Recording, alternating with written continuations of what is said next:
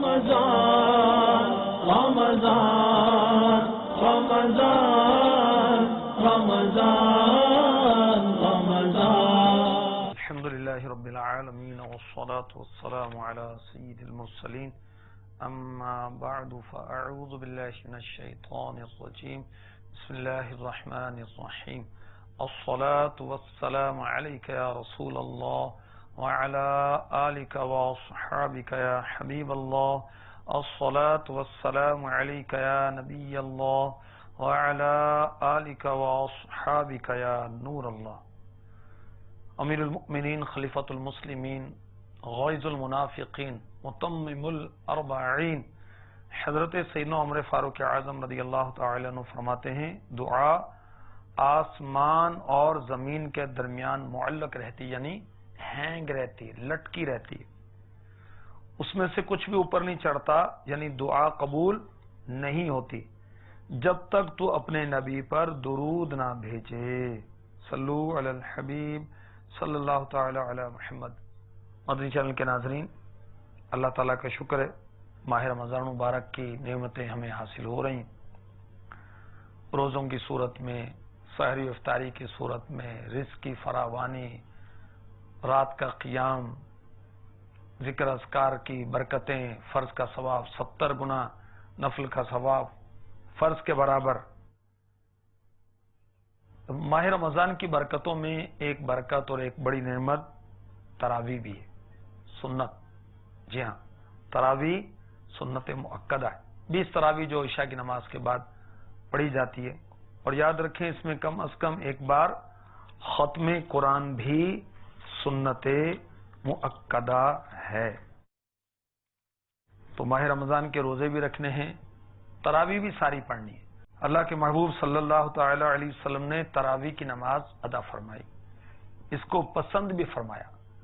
چنانچہ امیر اہل سنت فیضان سنت کے باب فیضان رمضان کے ایک وہ چیپٹر جو ہے فیضان تراویح، اس میں لکھتے ہیں صاحب قرآن صلی اللہ تعالی علیہ وسلم کا فرمان عالی شان جو ایمان و طلب ثواب کے سبب سے رمضان میں قیام کرے اس کے اگلے پچھلے گناہ بخش دیے جائیں گے، یعنی صغیرہ گناہ۔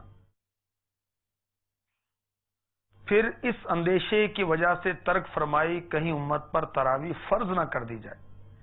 پھر فاروق اعظم رضی اللہ تعالی عنہ نے اپنے دور خلافت میں ماہ رمضان کی ایک رات مسجد میں دیکھا کہ لوگ الگ الگ تراویح پڑھ رہے ہیں، کوئی اکیلا اور کچھ حضرات کسی کی اقتداء میں۔ دیکھ کر فرمایا میں مناسب خیال کرتا ہوں کہ سب کو ایک امام کے پیچھے جمع کر دوں، لہذا آپ نے حضرت سیدنا ابی بن کعب رضی اللہ تعالی عنہ کو سب کا امام بنا دیا۔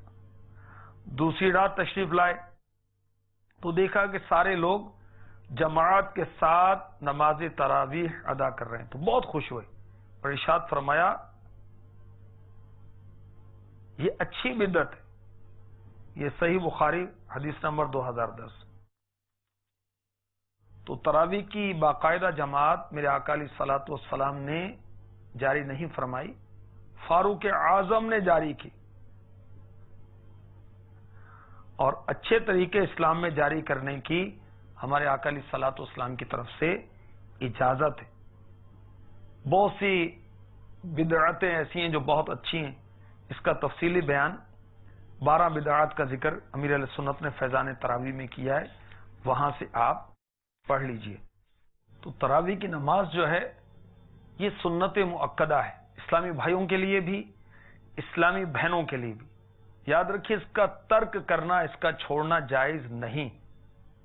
اعلی حضرت رضی اللہ تعالی عنہ نے فتاوی رضویہ جلد 7 صفحہ 457 ارشاد فرمایا تراویح سنت مؤکدہ ہے، محققین کے نزدیک سنت مؤکدہ کا تارک گناہ گار ہے، خصوصاً جب ترک کی عادت بنا لے۔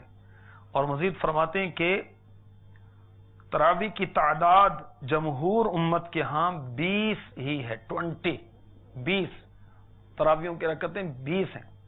اور یاد رکھیے کہ صدیق اکبر رضی اللہ تعالی عنہ یہ بھی 20 رکعتیں تراویح پڑھتے تھے، فاروق اعظم رضی اللہ تعالی عنہ آپ نے 20 تراویحیں پڑھی، حضرت عثمان غنی ذو النورین جامع القرآن، حضرت عثمان ابن عفان رضی اللہ تعالی عنہ، آپ نے بھی 20 تراویحیں ادا کی۔ مولا علی مشکل کشا کرم اللہ تعالی وجہہ الکریم بھی 20 رکعتیں تراویح ادا کیا کرتے تھے۔ اور خلفائے راشدین، چاروں خلفاء کے بعد جو بہت عالم ہیں، علم میں سب سے بڑھ کر صحابہ میں، وہ ہیں فقیہ امت حضرت سیدنا عبداللہ ابن مسعود رضی اللہ تعالی عنہ، آپ بھی 20 رکعت تراویحاں پڑھا کرتے تھے۔ تو تراویحاں پڑھنی ہے ماہ رمضان میں، اور 20 پڑھنی ہے۔ اللہ خوش دلی اور اچھی اچھی نیتیں نصیب فرمائے، اسلامی بھائیوں کو بھی، اسلامی بہنوں کو بھی۔ ہمارے آقا علیہ الصلوۃ والسلام بھی 20 تراویح پڑھتے تھے، اور یہ سنت ہے۔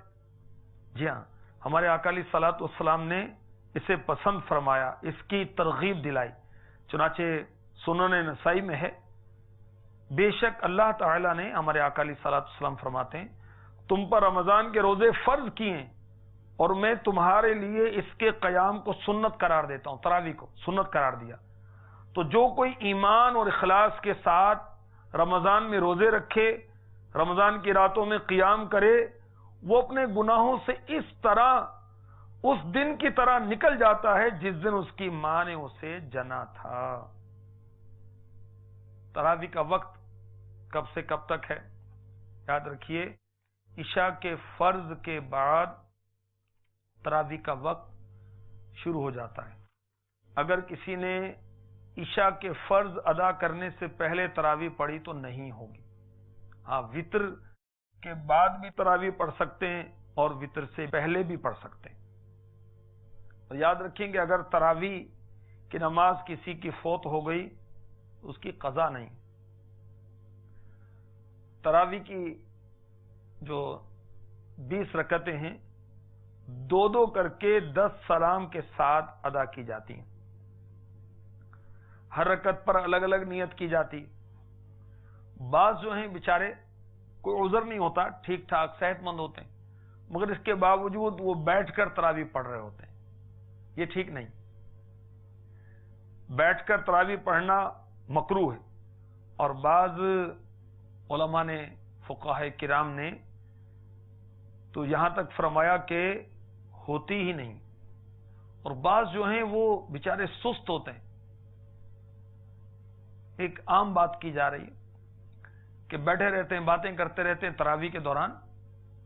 بعض بچے بھی ہوتے ہیں، بڑی عمر والے بھی ہوتے ہیں، اور جو ہی امام صاحب نے اللہ اکبر کہہ کے رکوع کیا تو اب وہ رکوع میں جا کر شامل ہوتے ہیں۔ تو یہ اچھی بات نہیں۔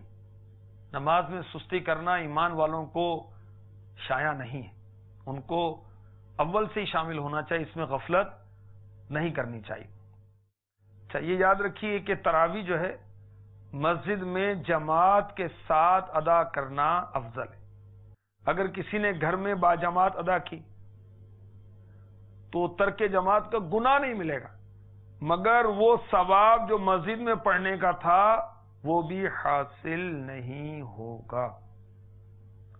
بعض جگہوں پر گھر میں یا ہال میں وہ جماعت قائم کی جاتی ہے۔ یاد رکھیے کہ اگر مسجد قریب ہے، اس کی جماعت آپ پر واجب ہے، تو اس کا جماعت کا ترک جائز نہیں ہے۔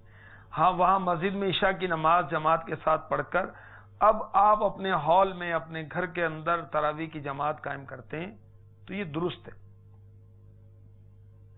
اور یہ بھی یاد رکھیے، تراویح میں پورا قرآن پاک پڑھنا اور سننا سنت مؤکدہ ہے۔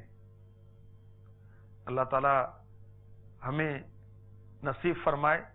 تراویح کے اور بھی بہت سارے مدنی پھول اور احکام وغیرہ جو ہیں یہ فیضان رمضان میں آپ کو ملیں گے، اور بہت ہی یہ پیاری کتاب ہے، اور سب کو یہ پڑھنی چاہیے۔